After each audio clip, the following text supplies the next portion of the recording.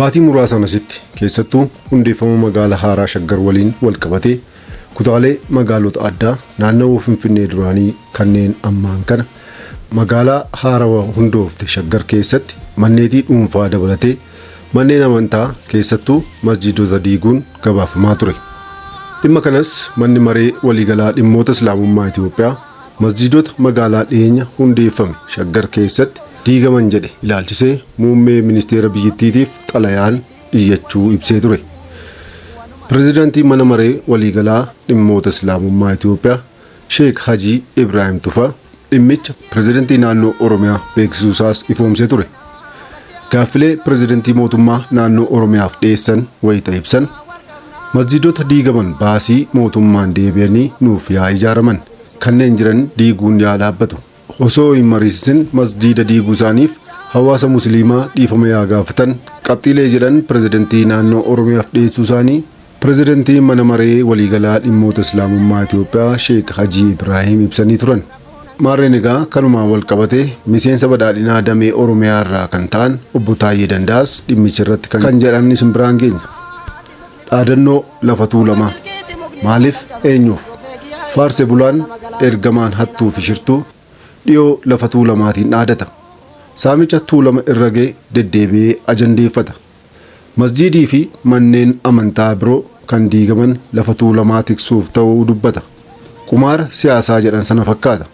Qumaaricha kisaaraa tuulamaatiin taphachuuf dhidhiita. Duraan lafa tuulamaa gurguranii nyaatu. Amma tuulamuma nyaatuuf shira tolfatu. Hattuu fi shirtuun kan tuulama qeerraa buqqise hanqate isa obboleeyyan ofiitti baqate nyaachisuuf wixxirfata. Abadan hin taatu. Eeyyeen dhugaadha. Tuulamni lafa isaarraa buqqaafamaa turuun haqa. Yakkisuun dhaabbatuu malee. Humni biraa jiraatullee harka caalu kan tuulama qeerraa balleesse hattuu fi shirtuudha.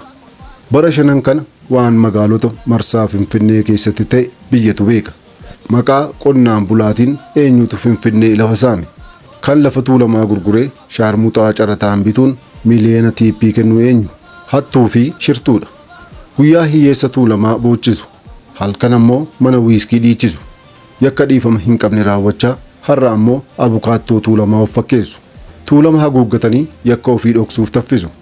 Garuu shirri hattuu fi shirtuu ishuma nyaata malee obboleeyyan adda hin baasu. Tuulamni bara danuuf rakkate gaafa gamtuuf ammoo gara obboleeyyan isaatti baqate.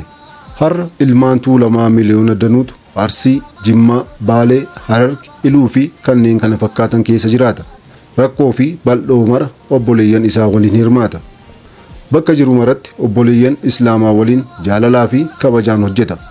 Faarse bulaan garuu tuulamaa fi obboleewwan Islaamaa walitti diinumsuuf oolata.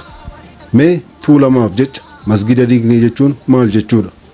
Diiggaa masgidaa fi lafa tuulamaa wal qabsiisuun tokkummaa sabaa diiguuf akeekkate. Oromoo hojjaan baasanii kopha kophaa nyaachuuf shirame.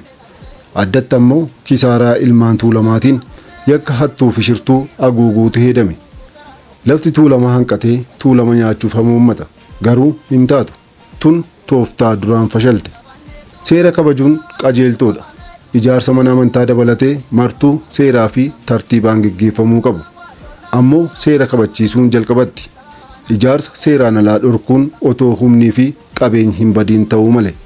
Lafa ofii gurguranii gaafa manni ijaaramu callisanii ofumaa ibsaa fi bishaan galchanii erga qabeenyi biyyaa guddaan dhangalaafamee booda maqaa seeraatiin manneen hiyyeessaa fi manneen amantaa diiguun hin madaalu.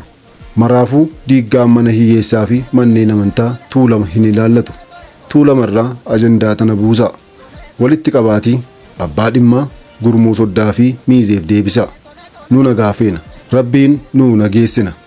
Egaan hordoftootaaf daawwattoota Finfinnee Maltiimiidiyaa yaada armaan olii kana kan barreessan obbo Taayyee Danda'aati. Obbo Taayyeen Danda'aa akkuma beekamu miseensa dhaaba badhaadhina damee Oromiyaa ta'anii yeroo garaagaraatti garuu aangoota dhaaba isaanii qeequun beekaman keessaa isaan tokkodha. Waan nu hordoftaniif guddaa galatoomaa. Chaanaalii yuutuubii Finfinnee Maltiimiidiyaa laayik, sheer, sabskiraayib godhaa. Finfinnee Maltiimiidiyaa madda seenaaf odeeffannooti. Ilafa qotuun gimbootaa fi osoo coqorsiloyini dinaaloluu hundura dura osoo harkaan nun qabine ajoollee.